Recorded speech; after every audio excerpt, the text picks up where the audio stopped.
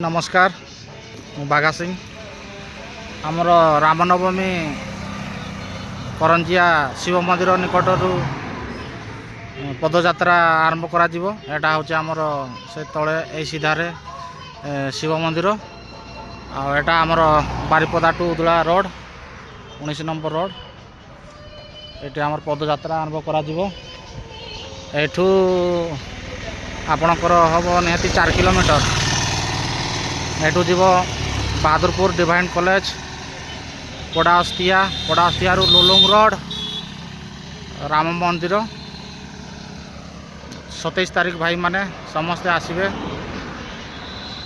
समस्त को निमंत्रण रहा 27 तारीख दिन निहाती पहुँचे करंजिया शिव मंदिर निकटरू पदयात्राटी आरंभ करा जाउछि। तले अच्छा देखु गेरुआ कलर रे